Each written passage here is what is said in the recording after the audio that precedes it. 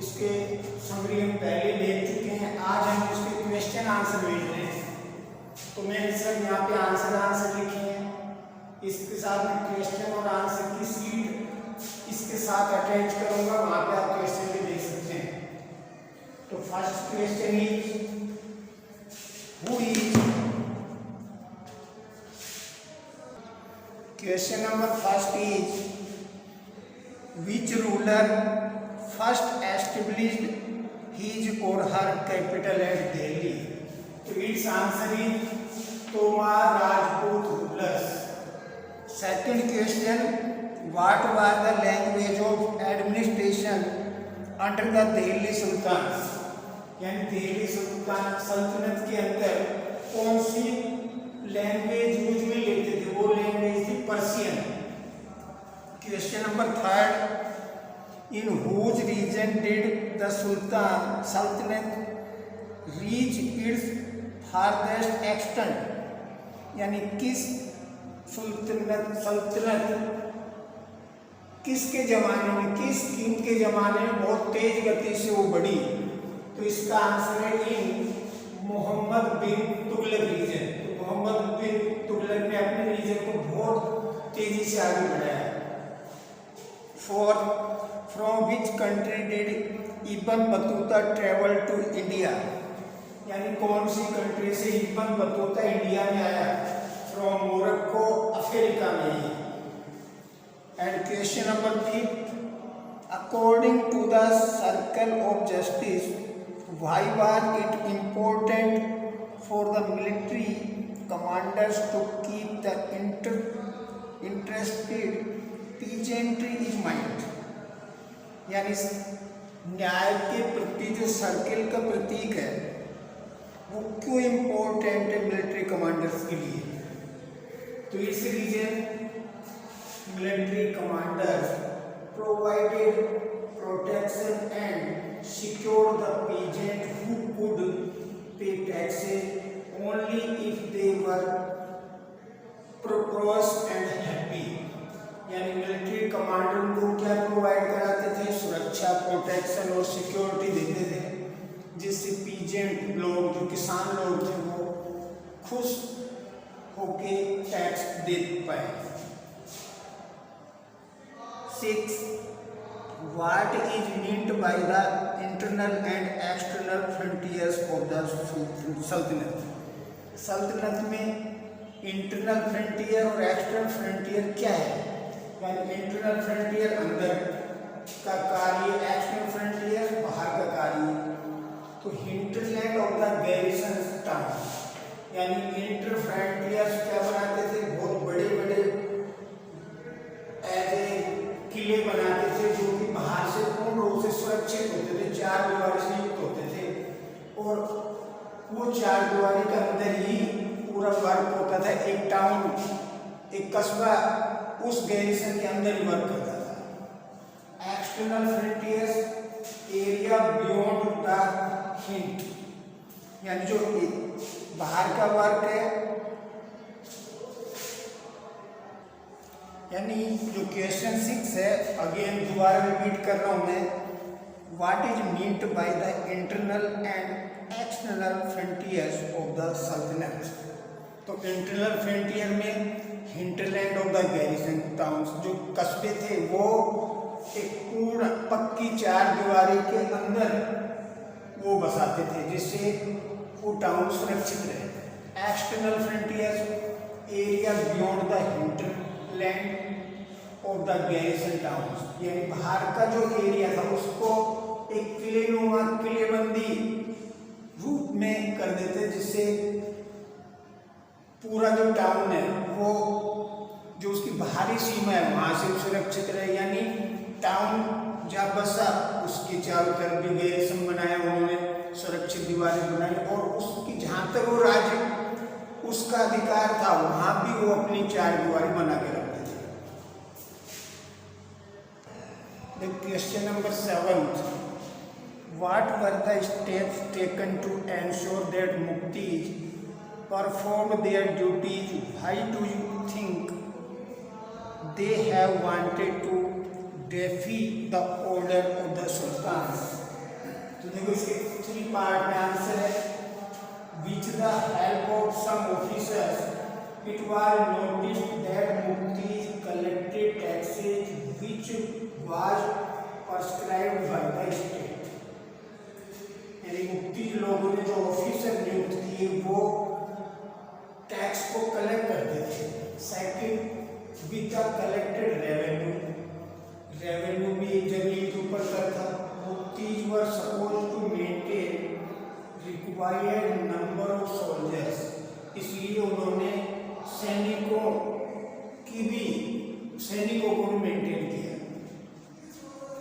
Accountants वर appointed, accountant उन्होंने नियुक्त किए by the state to check the collection of the revenue by muqtis, जिससे ये कलेक्शन चेक हो सके कि स्टेट में कितना धन टैक्स के रूप में आया है, जो रेवेन्यू और टैक्स को कलेक्ट करते थे कितना कलेक्शन हुआ है। तो क्वेश्चन नंबर 8 है वो है what was the impact of Mongol invention on the Delhi सल्तनत। यानी मंगोलों के ऊपर अटैक के बाद दिल्ली सल्तनत में क्या इफेक्ट पड़ा। तो देखो answer 8, the attacks of the Mongol on the Delhi sultanate increase during the reign of Alauddin Khilji and in earlier years of Mohammad bin Tughlaq. This forced the two sultans to mobilize a large standing army in Delhi, which created a huge administrative challenge. तो देखो Mongol के ऊपर आक्रमण होने पे, मंगोलों पे जब आक्रमण किया तो दिल्ली में 2 सुल्तान बन गए, एक अलाउद्दीन खिलजी और दूसरा मोहम्मद बिन तुगलक। Before the 2 सल्तनत, तो 2 सुल्तान होने से वहां पे दिल्ली की जो एडमिनिस्ट्रेटिव चेंज है उसमें बहुत बड़ा चेंज हुआ। तो क्या क्या चेंज हुए? Alauddin Khilji and Mongol invention raised standing army, यानी इन्होंने आर्मी को बढ़ाया। New garrison towns constructed for soldiers named city, नए कस्बे बसाए गए जिनका नया नाम दिया गया city. Price of goods control, जो सामान की कीमतें थी उनको कंट्रोल किया गया। अब दूसरा जो सुल्तान था Mohammad bin Tughlaq and Mongol invention, उसने क्या क्या चेंज किए? सबसे बड़ा चेंज तो इन्होंने भी he raised a large standing army, इन्होंने भी अपनी सेना को बढ़ाया। He emptied the garrison towns from soldiers, इन्होंने जो किले युक्त जो कस्बे थे वो सोल्जर्स के लिए छोड़ दिए। And the resident of the old city were sent Daulatabad, और जो अपना रहने का जो जगह बनाई वो पुराने शहर दौलताबाद में सेंट दे दिया उनको। He used a token currency made out cheap metal, और उसने एक करेंसी यूज की जिससे सस्ता मेटल लगता था, यानी सस्ते मेटल से वो करेंसी बनती थी सिल्वर आदि से। जैसे पहले गोल्ड के सिक्के थे तो इन्होंने जो सिक्के चलाए वो सिल्वर बेस्ड चलाए। हाँ तो बेटा क्वेश्चन नंबर 9 जो आपका है, do you think that the authors of Tawarikh would provide information about the lives of ordinary men and women। तो क्या जो त्वारिख जो एक लेखक ने त्वारिख के बारे में लिखा है कि वो ऑर्डिनरी मैन एंड वुमेन की जो इंफॉर्मेशन थे वो भेजते थे? It's answer yes.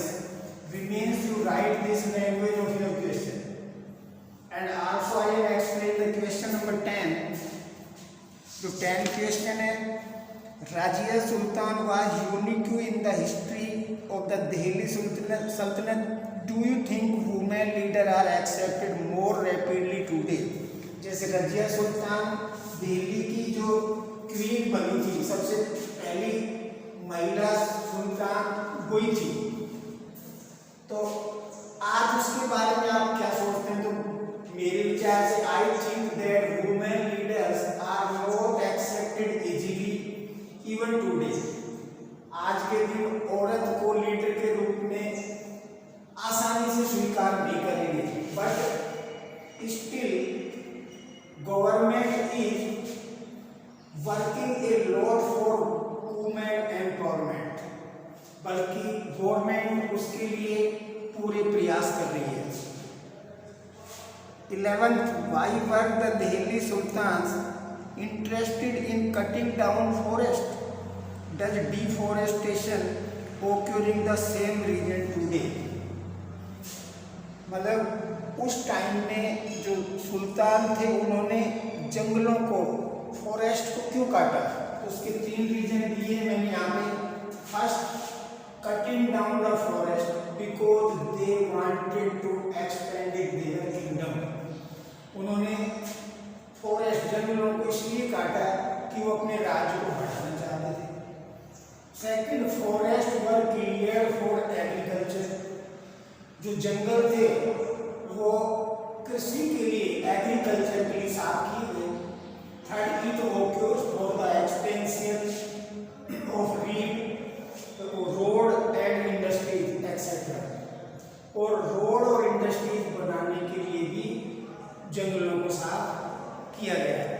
तो ये 12th क्वेश्चन आपको नहीं करना है क्योंकि वो बिल्डिंग से संबंधित है कि बिल्डिंग आप देख के बता सकते हैं 12वीं 15वीं शताब्दी में कौन कौन सी बिल्डिंग थी। तो बिल्डिंगों के नाम इसमें आए हैं, जैसे काफ़ी मॉस्क थी, मस्जिद थे, सिरी फोर्ट थे, राजिया टोम्ब है, कुतुब मीनार है, तुगलकाबाद फोर्ट है, फिरोज शाह कोटला है।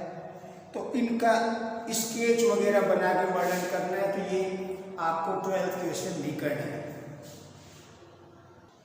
तो इसके आंसर में शो किए क्वेश्चन और आंसर की सीट में अब आपको दिखा रहा हूँ, ये आप देख सकते हैं। ये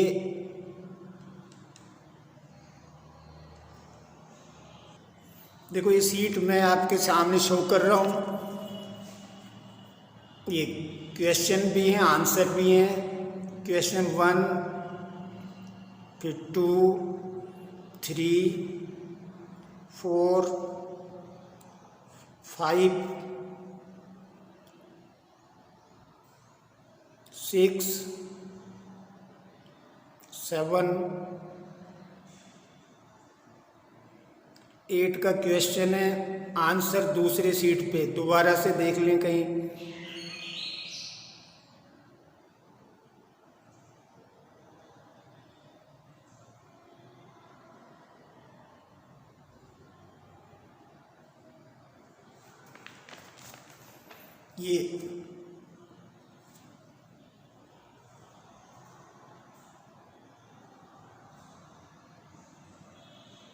ये 9th का आंसर है, कुछ वो 8th क्वेश्चन का आंसर है, यहाँ से शुरू है।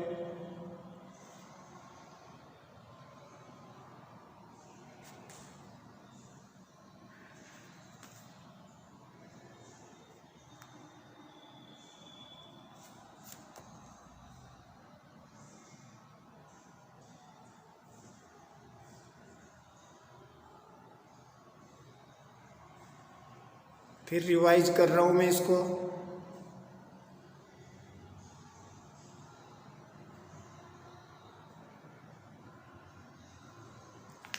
तो आई होप दैट इसके क्वेश्चन नंबर 11 तक कंप्लीट कर दी गए। चैप्टर 3 है द दिल्ली सुल्तान। इससे पहले हम हिस्ट्री के 2 चैप्टर, 2 ज्योग्राफी के, 2 सिविक्स के कंप्लीट करा चुके हैं। आज 3rd चैप्टर हिस्ट्री का कंप्लीट हो गया है, क्लास 7th का। और ये सीट जो क्वेश्चन आंसर की मैं व्हाट्सएप भी कर दूंगा आप लोगों के पास। तो I hope that you are study going to properly at your home. Thank you, have a nice day.